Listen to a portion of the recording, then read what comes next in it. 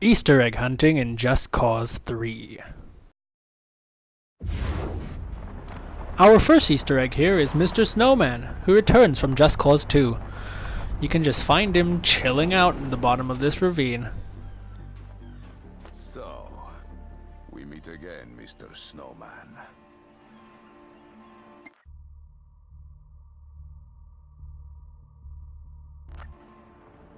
Next up, in the middle of this massive crater, is the greatest weapon of all time.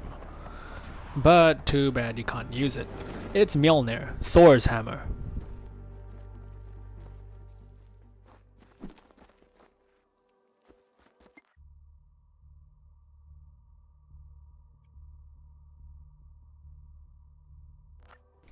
It's pretty solid and won't budge from anything.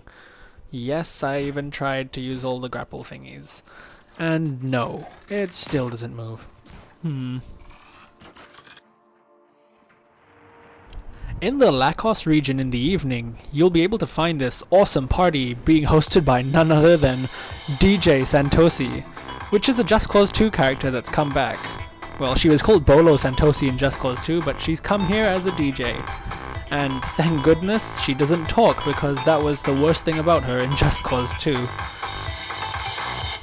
There are numerous posters of her around the island, which I assumed was just a small Easter egg, but it turned out to be this much larger Easter egg.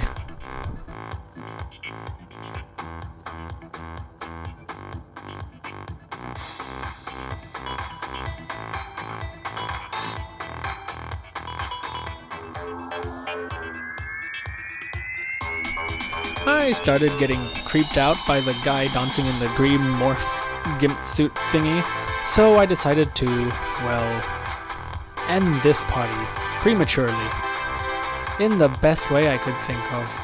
So first, I got some distance. A lot of distance. And then I took out a nuclear weapon and ended the party.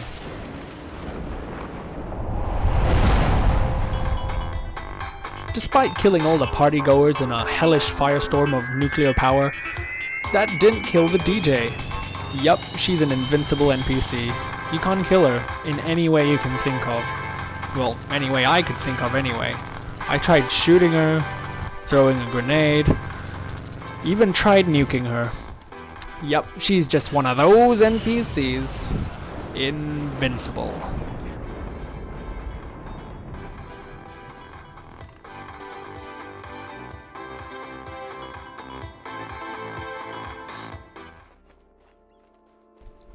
A Dark Souls bonfire can be found in the small lake at Cauda.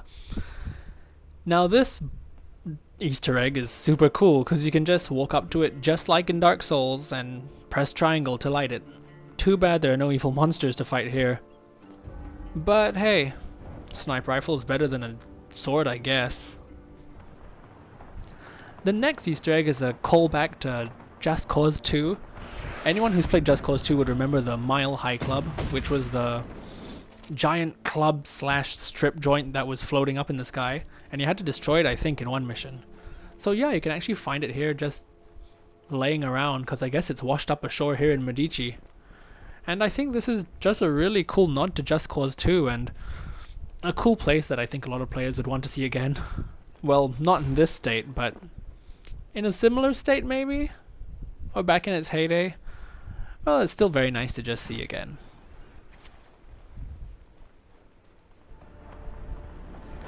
The next Easter egg is quite interesting. You find this landfill in Mistral, and at first sight looks like a normal landfill until you throw a grenade and the whole ground explodes. And it exposes a whole bunch of these Just Cause 1 and Just Cause 2 copies. I guess this is a reference to E.T., which was a terrible game of E.T., and there was landfills just filled with the game because of how bad it was. So I don't know if they think their own game sucks, but well, it's here. The next one is the Pogo stick, which can be found in the main city of the game, Citate di Ravello. It's just on top of this apartment complex right next to this door, and it looks ordinary enough, but yeah, you can actually ride it. It's pretty useless, but I guess it's just a cute little thing to have in the game. Just like a pogo stick, you just jump up and down, up and down. Nothing really that special, but I guess it's there just for fun's sake, so you can be like, lol, pogo stick. Good times. Try to do tricky stuff with it. I couldn't find anything besides spinning around and jumping up and down, but I'm sure someone can find something really cool to do with this eventually.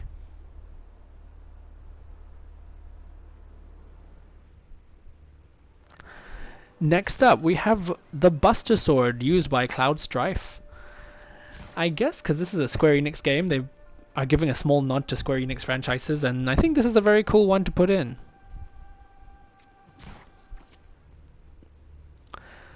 Next up is easily one of the best Easter eggs I've ever found across the board. In Vico Platessa, you can find this gun, which is a balloon gun. This'll do. And by that I mean it does very bad things to people. If you shoot people, it inflates their heads. They don't react or they don't get damaged, their heads just inflate. And this is cool once you hurt them and let ragdoll physics play their part, because then they just float up as if filled with helium. The next Easter egg is also super cool. It's called Doge mode, and you find this puppy in the town of Soliana. This adorable little puppy, you have to guide it across the road, which takes a lot of doing because, well, the puppy is super slow, and the road is usually filled with cars, so take your time and get the puppy to the little doghouse across the road. Once the little scamp gets there, you will have unlocked the secret, which is Doge mode. Now, Doge mode is fun and silly. You can just access it from the options menu, gameplay settings, click Doge mode on, and whenever you shoot people, memes start popping up.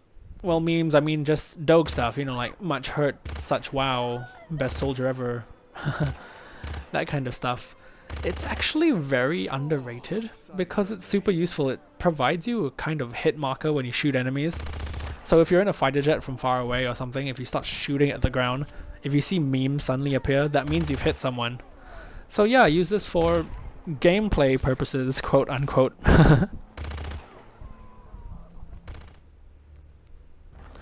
Next up, we have another really awesome one. This is the final one I could find for this video, but it's the duck jet ski, which is exactly as it sounds. It's a jet ski that's shaped like a giant rubber ducky.